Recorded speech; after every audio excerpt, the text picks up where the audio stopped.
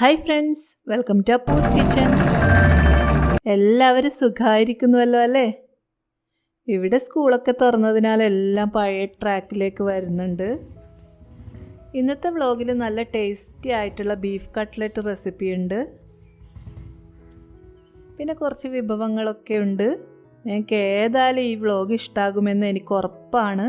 അപ്പോൾ മടിക്കാതെ ആ like button ഒന്ന് പ്രസ് ചെയ്തോളൂ കേട്ടോ. പിന്നെ എൻ്റെ ചാനൽ സബ്സ്ക്രൈബ് ചെയ്യാത്തവരുണ്ടെങ്കിൽ എത്രയും പെട്ടെന്ന് അതും കൂടി ചെയ്ത് വീഡിയോ മുഴുവനായി കാണൂ. ഒരു മാസം മുമ്പ് നമ്മുടെ മാസിനും മറുവാനും ചേർന്നൊരു ഇൻക്യുബേറ്റർ നിർമ്മിച്ചിട്ടുണ്ടായിരുന്നു. അതിൽ ഞങ്ങൾ കുറച്ച് ടർക്കി മുട്ടകൾ വിരിയിക്കാൻ വെച്ചതിൽ നിന്നും ഒരു ടർക്കി കുഞ്ഞിനെ ലഭിച്ചിട്ടുണ്ട്. കാലത്ത് തന്നെ എല്ലാവരും ആ സന്തോഷത്തിലാണ്.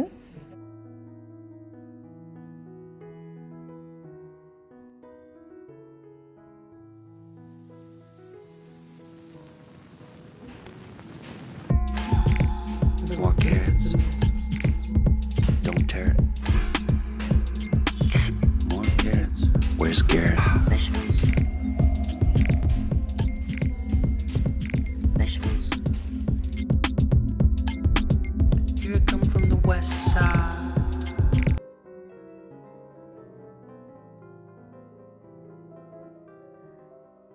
വിരിഞ്ഞ കുഞ്ഞിനെ അമ്മ ടർക്കിയെ കാണിക്കാൻ വേണ്ടിയിട്ട് ചെല്ലുന്നുണ്ട്. ടർക്കി വലിയ ബേർഡായതുകൊണ്ട് തന്നെ അതിൻ്റെ കൂടെ കുഞ്ഞിനെ ആക്കാൻ പാടില്ല. അതുകൊണ്ട് ഞങ്ങൾ മറ്റൊരു സ്ഥലത്താണ് കേട്ടോ ഈ കുഞ്ഞിനെ സൂക്ഷിക്കുന്നത്. ഇതിനെ കാണാൻ നല്ല ഭംഗിയുണ്ട്. ശരിക്കും കോഴിക്കുഞ്ഞുങ്ങളെ പോലെ തന്നെയാണ് ഇതിനെ കാണാൻ. വളർന്നു വരുമ്പോഴാണ് ഇത് മാറ്റങ്ങൾ സംഭവിക്കുന്നത് കേട്ടോ.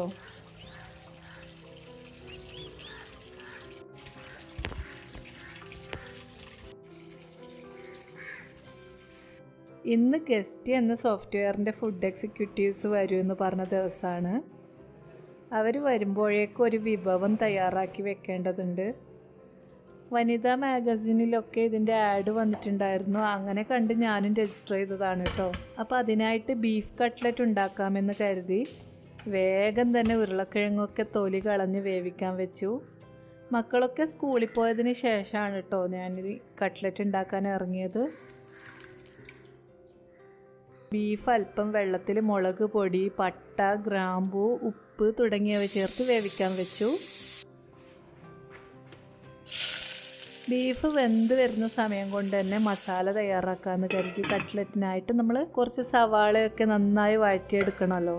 അപ്പോൾ ഒരു പാനിൽ അല്പം വെളിച്ചെണ്ണ ഒഴിച്ച് സവാളയും ഇഞ്ചി, പച്ചമുളക്, വെളുത്തുള്ളി പേസ്റ്റും ചേർത്ത് നന്നായിട്ട് വഴറ്റി വെച്ചിട്ടുണ്ട്.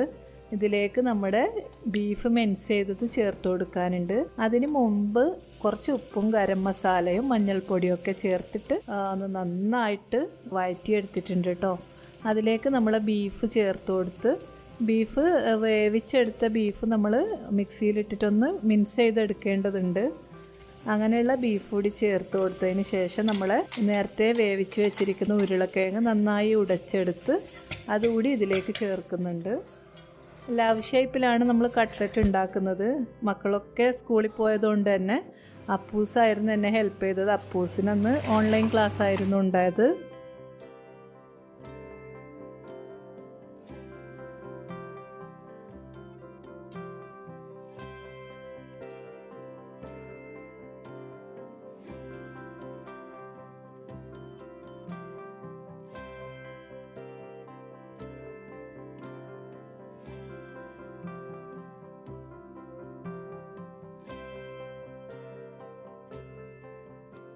ഞങ്ങളിതൊക്കെ ചെയ്തുകൊണ്ടിരിക്കുമ്പം തന്നെ ഫുഡ് എക്സിക്യൂട്ടീവ്സൊക്കെ എത്തിയിട്ടുണ്ട്.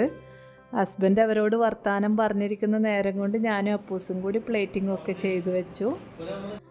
അവർ ഗസ്റ്റിയെ പറ്റി വിശദമായിട്ട് പറഞ്ഞു തന്നിട്ടുണ്ട്. അങ്ങനെ ഫുഡൊക്കെ ടേസ്റ്റ് ചെയ്ത് നന്നായിട്ടുണ്ടെന്ന് പറഞ്ഞിട്ടാണ് അവർ പോയത്. അപ്പോൾ അതിനിടയിൽ അപ്പു വന്നിട്ട് അപ്പുവിന് പോപ്കോൺ ഉണ്ടാക്കണം എന്ന് പറഞ്ഞിട്ട് ഞാൻ പോപ്കോണൊക്കെ ഉണ്ടാക്കി കൊടുക്കുന്നുണ്ട്.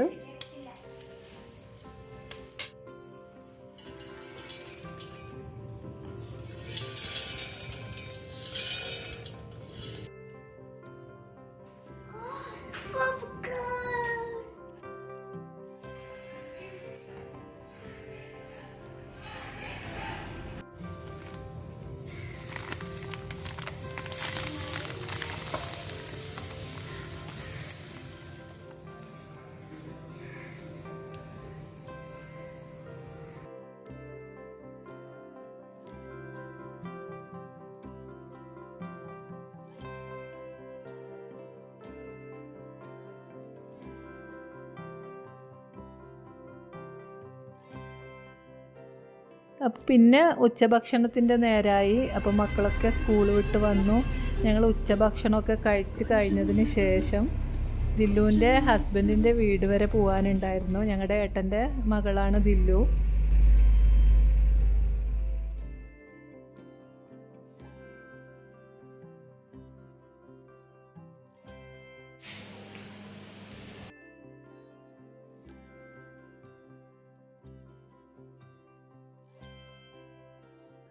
അങ്ങനെ ഞങ്ങളെല്ലാവരും കൂടി അവിടേക്ക് പോയി. അവിടെ ധാരാളം കോഴികളെയൊക്കെ വളർത്തുന്ന വീടാണ്.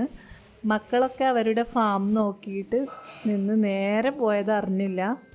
അപ്പോൾ അവർ നല്ല ചായയും കുറേ വിഭവങ്ങളൊക്കെ സ്നാക്സിന് തയ്യാറാക്കിയിട്ടുണ്ടായിരുന്നു.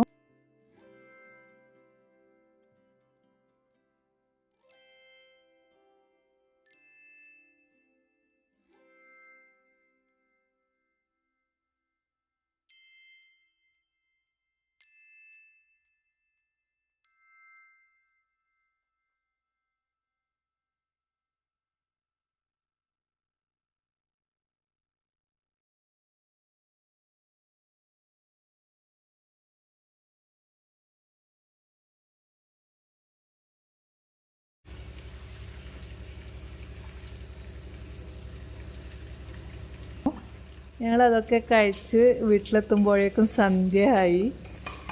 ഇന്ന് നമ്മളെ തോട്ടത്തിൽ നിന്ന് വിളവെടുത്ത കപ്പ തന്നെ ഉണ്ടാക്കാമെന്ന് കരുതി. അങ്ങനെ കപ്പ നന്നായി വേവിച്ചുടച്ചെടുത്ത് വെച്ചത് ഞാൻ ഒരു ഉരുളിയിലേക്ക് അല്പം കടുകും വറ്റൽമുളകും കറിവേപ്പിലയും ഒക്കെ താളിച്ചതിന് ശേഷം അതിലേക്ക് ചേർത്ത് കൊടുത്തിട്ട് നന്നായി ഇളക്കിയെടുക്കുന്നുണ്ട്.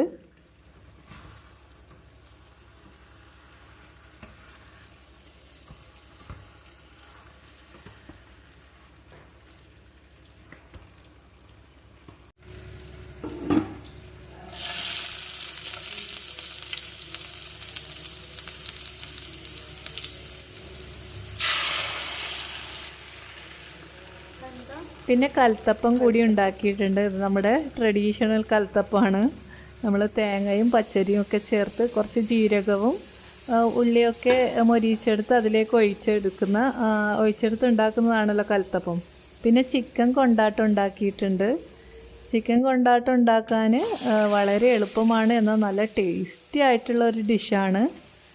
ചിക്കൻ മസാലയൊക്കെ പുരട്ടിയിട്ട് നന്നായിട്ട് മാരിനേറ്റ് ചെയ്ത് വെക്കണം. അല്പം ഇഞ്ചി പച്ചമുളക് വെളുത്തുള്ളി പേസ്റ്റും ഉപ്പും മുളകും മഞ്ഞൾപ്പൊടിയും ഒക്കെ അല്പം ചെറുനാരങ്ങ നീരും ചേർത്തിട്ടാണ് ചിക്കൻ നമ്മൾ മാരിനേറ്റ് ചെയ്ത് വെക്കേണ്ടത്.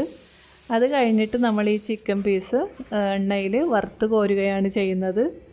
അപ്പോൾ അതേ എണ്ണയിൽ തന്നെ നമ്മൾ 2 സവാള അരിഞ്ഞതും അല്പം കറിവേപ്പിലയും വെളുത്തുള്ളി ചതച്ചതൊക്കെ വറുത്ത് കോരി എടുക്കുന്നുണ്ട്.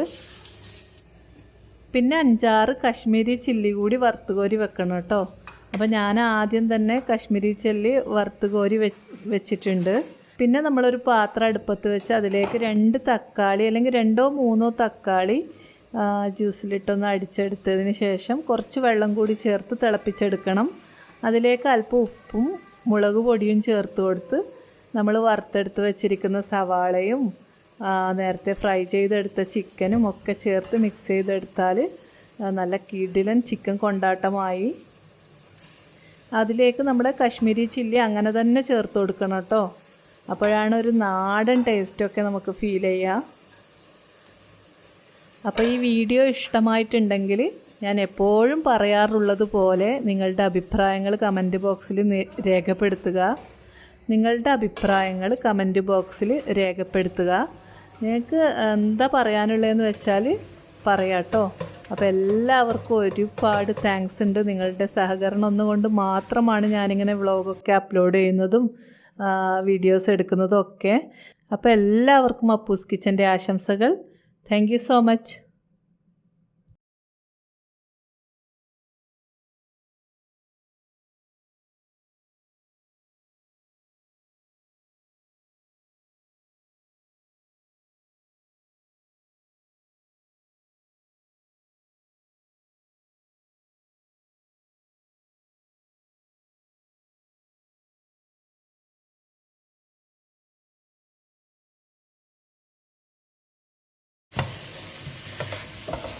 ആക്ക്